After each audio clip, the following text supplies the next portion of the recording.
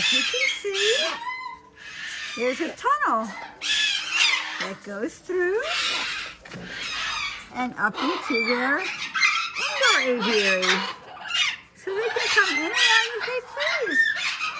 Same thing for our cockatoos. Hi, Bobcat.